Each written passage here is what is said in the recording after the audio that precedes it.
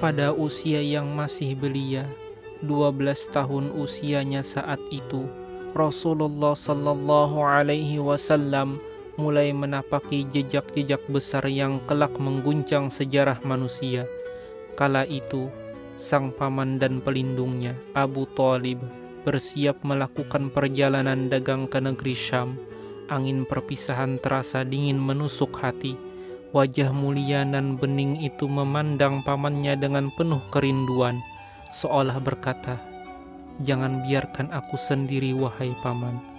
Hati Abu Thalib pun luluh, seperti embun yang jatuh ke tanah yang haus. Ia memandang keponakannya dan berkata, "Kalau begitu, marilah ikut bersamaku." Maka berangkatlah mereka dalam kabilah Quraisy, menyusuri gurun panjang yang sunyi, membawa barang dagangan dan harapan, menuju utara ke negeri para nabi, yaitu negeri Syam. Tatkala rombongan tiba di dekat kota Busra, sebuah perkampungan yang terletak di tepian Hauran, dekat batas Yordania masa kini, terjadilah kisah yang akan dikenang dalam lembaran emas sejarah. Di sana tinggal seorang rahib Nasrani bernama Buhaira atau Sarjis, seorang alim yang menyendiri dalam biaranya di pinggir jalur kafilah. Ia bukan sembarang rahib. Ia menolak penuhanan Isa, menyeru manusia kepada Allah yang Esa, dan menghabiskan umurnya mempelajari kitab-kitab langit. Hari itu, ia melihat tanda-tanda ganjil dari kejauhan. Awan menaungi seorang pemuda yang berjalan dalam kabilah. Pohon-pohon condong memayunginya, dan setiap geraknya seperti diliputi cahaya. Hatinya berguncang.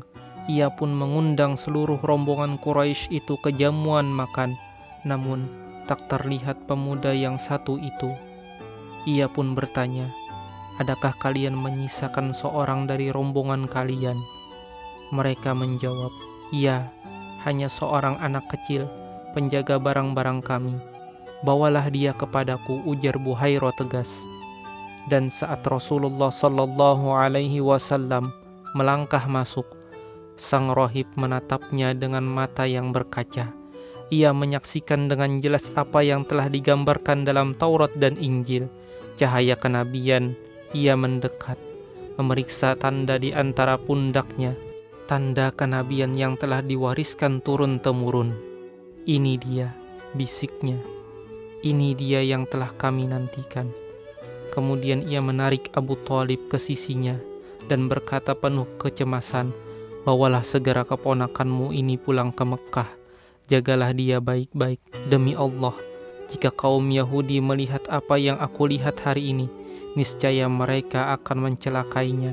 Anak ini, wahai Abu Thalib, bukan anak biasa. Ia adalah pilihan langit." Abu Thalib pun tak berlama-lama. Ia memutuskan untuk mempersingkat perjalanan, lalu kembali ke Mekah dengan rasa takjub dan tanggung jawab yang lebih berat di dadanya. Sesungguhnya, para ulama dari kalangan Yahudi dan Nasrani telah lama mengenal tanda-tanda Nabi akhir zaman. Namun saat yang dijanjikan tiba, banyak dari mereka justru berpaling. Allah Ta'ala berfirman, "Falamma ja'ahum ma 'arafu kafaru bih, fada'natullahi 'alal kafirin." Tatkala datang kepada mereka apa yang telah mereka kenal, mereka mengingkarinya, maka laknat Allah atas orang-orang yang kafir. Dan demikianlah cahaya yang dijanjikan itu mulai menampakkan sinarnya. Meski baru sekilas, ia muncul bukan di istana, bukan di menara ilmu, melainkan di tengah padang, di pelukan kafilah yang sederhana. Tetapi langit telah bersaksi, bumi telah bersiap, dan ruh-ruh para nabi terdahulu telah bergetar menanti. Inilah permulaan perjalanan suci seorang pemuda Mekkah yang kelak akan mengguncang langit dan bumi dengan cahaya wahyu. Sallallahu Alaihi Wasallam.